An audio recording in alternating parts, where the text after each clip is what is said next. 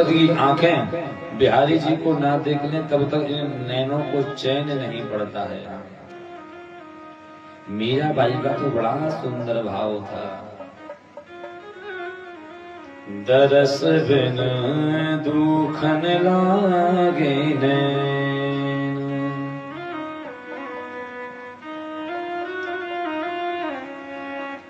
अगर तुम्हारा दर्शन हमें ना हो तो हमारे नैन दुखने लगते हैं। मेरो तो गिरधर गोपाल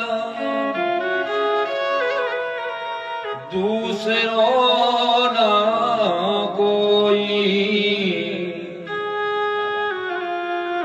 जाके सिर मोर मुकुट मेरो पति सोई। मेरो तो गिरधर गोपाल दूसरो न कोई, जाके सिर मोर मुकुट मेरो पति सोई। मीराबाई का बड़ा सुंदर भाव है। परमात्मा को तो केवल प्रेम और भाव ही प्रिय है।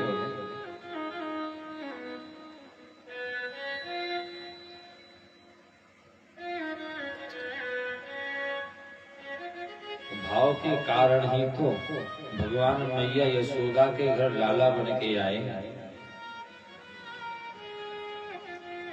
भाव बिना बाजार में वस्तु मिले नहीं मूल,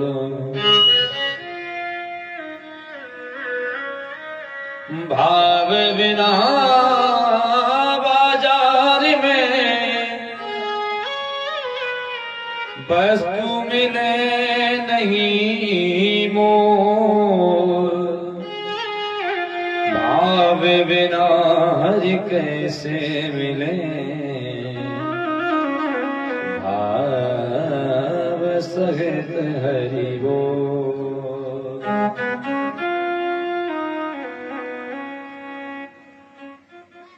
आज भाव के कारण भगवान मैया यशोदा के घर में पधारे।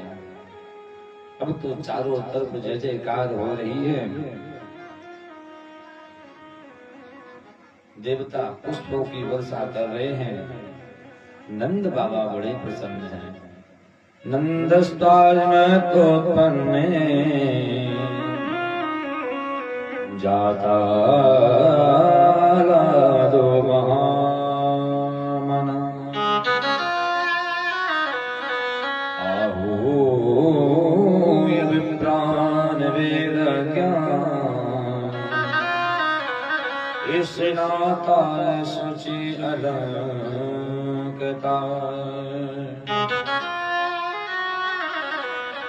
आज नंद बाबा बड़े प्रसन्न हैं। नंद बाबा ने जाति कर्म संस्कार करवाया, नांदी मुख श्राद्ध करवाया, ब्राह्मणों को दान दे रहे हैं, बड़े प्रसन्न हैं। इतना दान दिया, इतना लुटाया, इतना लुटाया, सारे ब्रजवासी बड़े प्रसन्न हैं। गोकुल में जय जयकार हो रही है, ब्रज में जय जयकार हो रही है।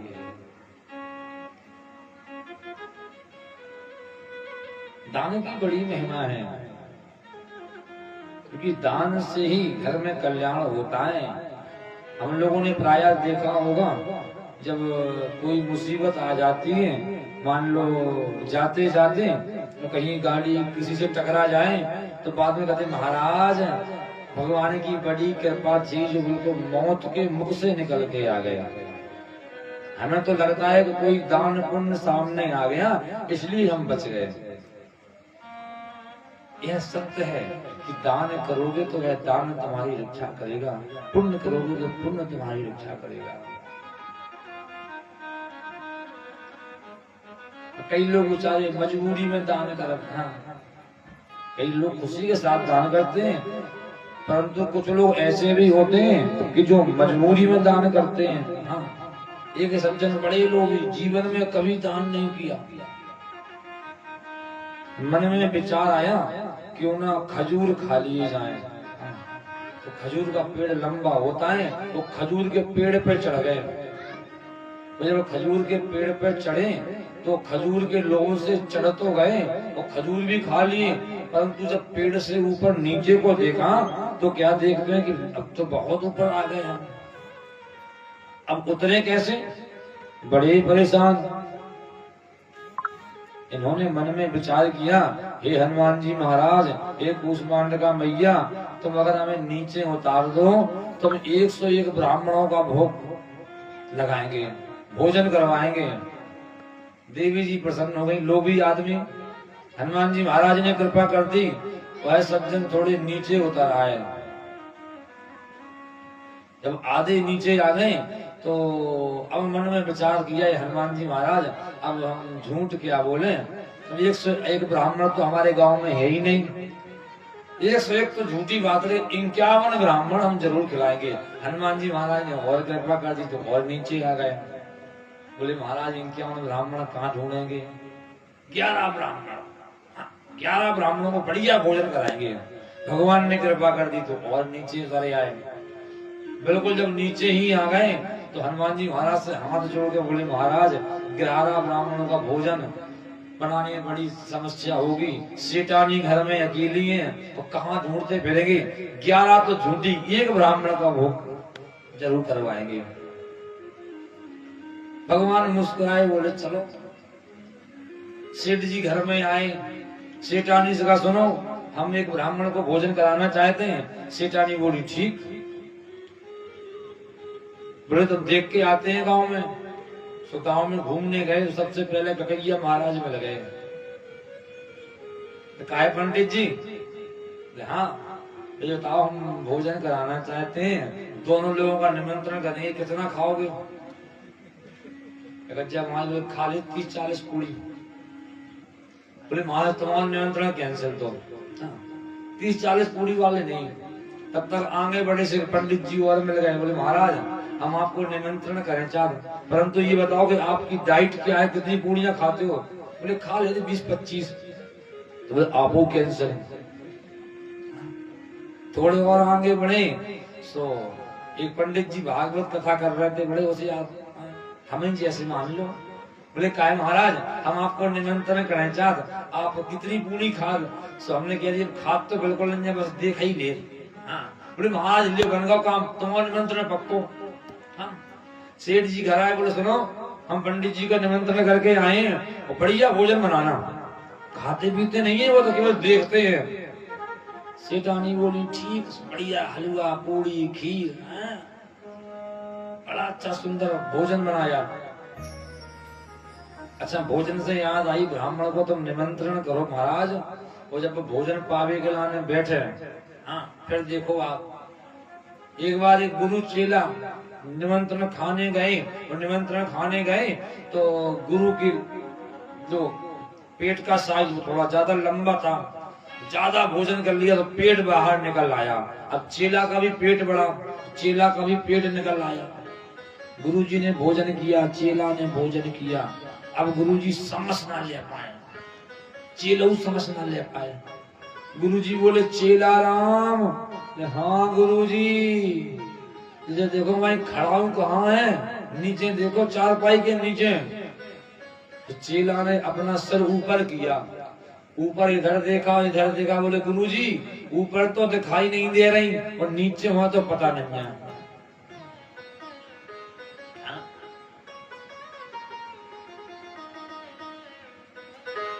पंडित जी का निमंत्रण हुआ, पंडित जी घर पहुंचे। जब घर पहुंचे तो सेठानी ने बढ़िया हलवा पूड़ी खीर सब्जी आलू शाही खिलाई। पंडित जी ने प्रेम से खाई, और प्रेम से खाने के बाद पंडित जी बोले कहा सेठानी हम जाएं। सेठ जी कहाँ हैं? बोले महाराज सेठ जी तो बाजार चले गए, आ रहे होंगे। अच्छा अच्छा तो हम चले। सेठानी बोले ठीक। पंडित जी बोले तो हम जा रहे हैं। सेठानी बोली जाओ। पंडित जी बोले तो हम जाएं। मतलब पंडित जी का मतलब क्या था बार बार कहने का, सेठानी ने भोजन तो करा दिए लेकिन दक्षिणा नहीं दी। हाँ महाराज भोजन के बाद अगर दक्षिणा नहीं दी तो मानो भोजन कराना बेकार। भोजन के बाद दक्षिणा देना बहुत जरूरी है। पंडित जी फिर बोले काय सेठानी जाएं? सेठानी बोली जाओ महाराज। ले जा महाराज, तुम बार बार कह रहे जाएं जाएं जाएं। तो पंडित जी को गुस्सा आ गई। पंडित जी बोले जा रहा है जहन्नम में। सेठानी बोली जहन्नम में? ये पंडित जी रुक जाओ, 5 मिनट रुक जाओ। तो क्या मतलब? बोले ये पंडित जी 2 साल पहले हमारी रामा बिटिया चली गई हमें छोड़ के, तो तुम जहन्नम में जा रहे। बोले हो, हमारी रामा बिटिया को जेवर रखो, तुम लाए जाओ, उन्हें दे दीजिए। पंडित जी बोले जल्दी ले आओ, आन दो। सेठानी गई, पोटली बनाई, पंडित जी के हाथ में दी। पंडित जी को तुम चिंता न करो, मानो पहुंचेगा तुम्हारी रामा बिटिया में। और पंडित जी ने लंबी लंबी टांगी। पंडित जी भागे, तब तक सेठ जी आ गए। सेठ जी बोले काहे सेठानी? वो पंडित जी आए थे। बोले हाँ आए थे। बोले भोजन करा रहे। बोले क्या कह रहे थे? बोले जो कह रहे थे कि हम जहन्नम में जा रहे हैं, तो हमने सोची कि जहन्नम में अपनी रामा बिटिया चली गई 2 साल पहले, तो कायना बाबू जेवर दे दिए। तो दे दोगा? बोले हाँ। सेठ जी बोले राम राम, जितना बचाओ सब चलो। सेठ जी बोले बताओ गए कहाँ? पंडित जी को सीधे हजार चले गए। सेठ जी ने अपना घोड़ा निकाला, घोड़े पर लगाई लात और पंडित जी के पीछे पीछे। पंडित जी आगे आगे, पंडित जी ने देखा सेठ जी आ रहे। पंडित जी ने और लंबी लंबी टांगे बढ़ाई। सेठ जी बोले पंडित जी रुक जाओ। पंडित जी बोले बिल्कुल नहीं रुक। बोले हम पकड़ लेंगे। बोले पकड़ कर दिखाओ। अब तो सेठ जी ने दौड़ लगाए घोड़े से और पंडित जी पैदल पैदल भागे। पंडित जी सोचे ऐसे कब तक भागेंगे। पंडित जी जा गए पेड़ के ऊपर, पेड़ पे जाके बैठ गए। सेठ जी ने जाके घोड़ा खड़ा कर दिया। सुनो पंडित जी नीचे उतर आओ। पंडित जी बोले बिल्कुल नहीं उतर। बोले हमें चढ़ना आता है। बोले चढ़ जाओ। अब सेठ जी ने कहा चढ़ जाओ। तो सेठ जी ने घोड़ा वहीं पेड़ के नीचे खड़ा कर दिया और पेड़ पे चढ़ने लगे। तो आधे चढ़ पाए सेठ जी, तब तक पंडित जी ने बनाया निशाना घोड़े के ऊपर। उठाई लगाम, घोड़े से 9 2 11 हो गए। सेठ जी बेचारे रोत रोत घरे आए। सेठानी बोली काय काय कौन रो रहा है? क्या होगा? घोड़ा कहाँ है? सेठ जी बोले कहा बताएं, तुमने रामा बिटिया को जेवर दे दो तो हमने दामाद के लाने घोड़ा दे दो।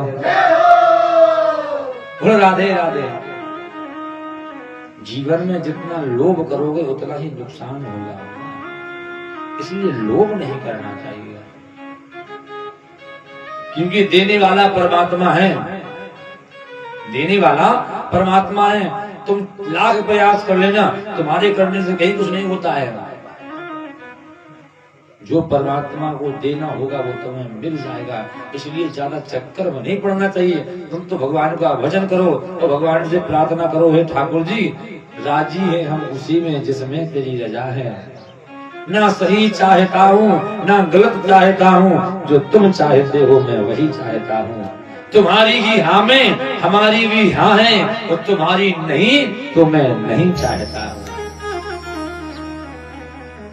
हे बिहारी जी,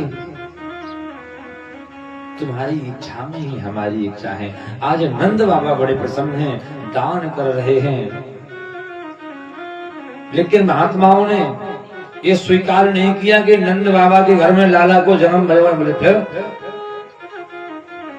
जब से लाला को जन्म हुआ है ना, तब से नंद बाबा के घर में आनंद ही आनंद है। कोई ये नहीं कह रहा कि लाला को जन्म भया। क्या कह रहा है? सारे भक्त बस एक ही भजन कर रहे हैं, नंद घर आनंद भयो जय कन्हैया लाल की, नंद घर आनंद भयो। अरे बोलो, नंद घर आनंद भयो जय कन्हैया लाल की,